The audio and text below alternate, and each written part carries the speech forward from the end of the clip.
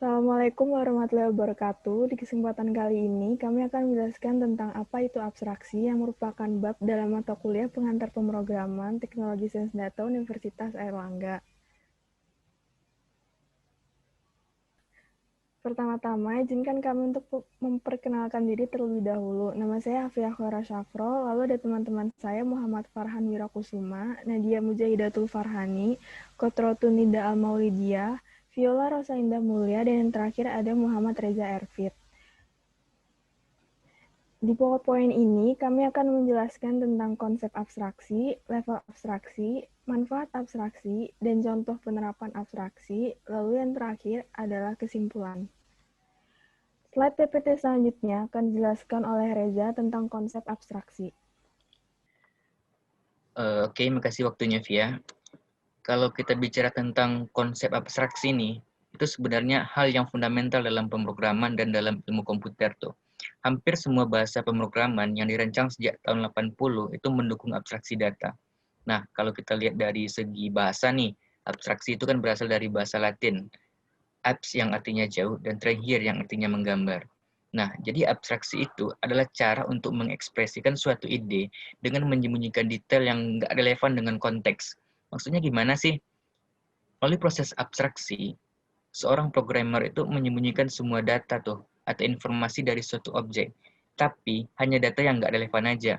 Jadi hanya menggunakan informasi yang bisa benar-benar menggambarkan suatu entitas atau objek itu. Abstraksi itu mencoba menyembunyikan detail agar programmer dapat berfokus pada konsep tertentu aja pada satu waktu, di mana kita membuat sebuah ringkasan dari keseluruhan kode yang berisi atau hanya menyajikan informasi penting dan menyembunyikan detailnya. Nah, yang dimaksud menyembunyikan detail di sini adalah menyembunyikan latar belakang, implementasi, atau mekanisme kerja dari informasi yang disajikan. Nah, hal itu bertujuan untuk mengurangi kompleksitas dan meningkatkan efisiensi.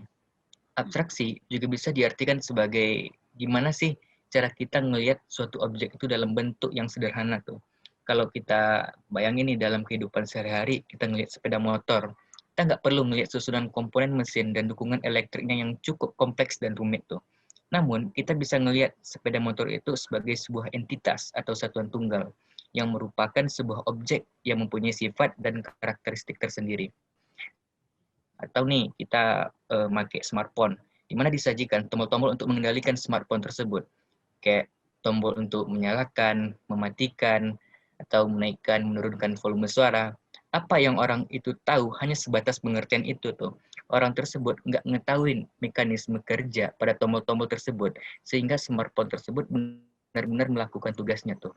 Jadi pemahaman objek di sekitar kita inilah yang mendasari pemahaman tentang pemrograman berorientasi objek.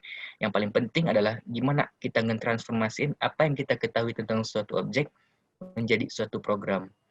Nah, jadi konsep dari abstraksi itu, konsep of abstraction is where we design a program code with the hassle of interface. Gimana kita ngedesain sebuah kode program dengan memisahkan antar muka atau informasi yang disajikan and implementation dan informasi mekanisme kerja, informasi yang berada di latar belakang tuh, dengan memberikan kemudahan dalam memahami dan menggunakan program. Itu konsep abstraksi. Nah, untuk materi selanjutnya akan dijelaskan oleh Wira mengenai level abstraksi. Ya, terima kasih atas waktunya. Saya Wira akan menjelaskan tentang level abstraksi. Sebelumnya kita sudah mengetahui apa itu konsep dari abstraksi sendiri yang dijelaskan oleh Reza Erfit. Nah, untuk level abstraksi, itu kita bisa lihat dari 3 aspek. Yang pertama level fisik, yang kedua level konseptual, yang ketiga level view. Nah, apa sih itu level fisik?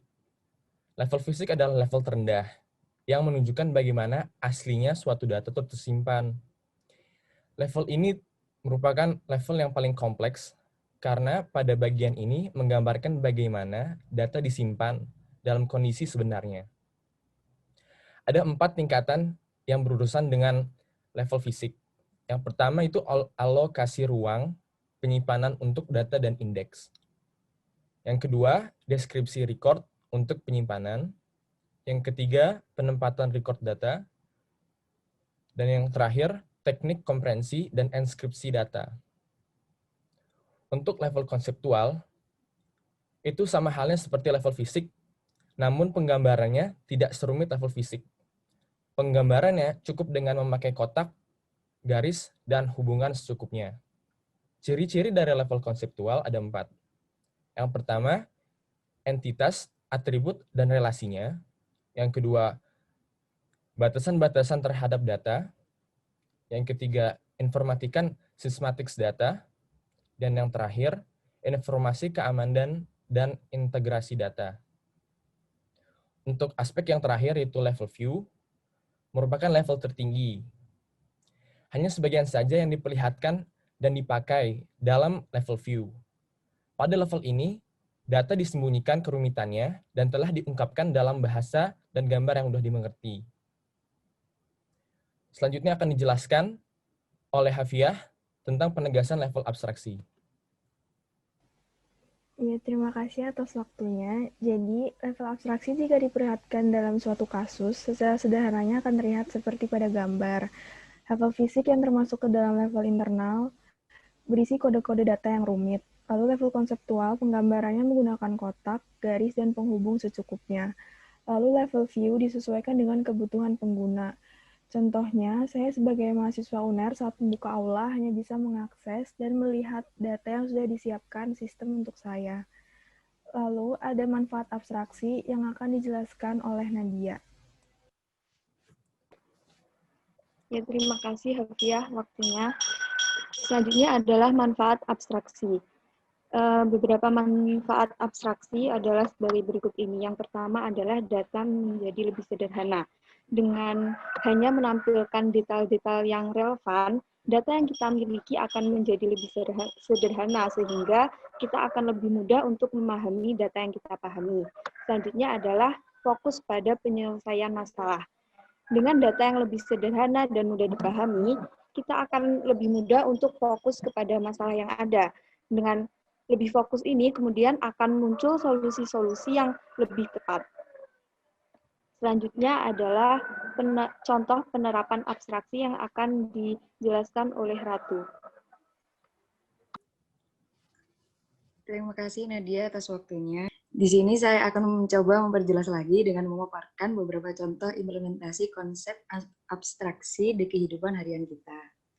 Nah, contoh yang pertama, penerapan pada saat kita menggunakan aplikasi peta digital, atau yang paling sering digunakan yaitu aplikasi Google Map. Pada saat kita menggunakan aplikasi Google Map, sebagai contoh kita berkenan mencari rumah teman di daerah Surabaya.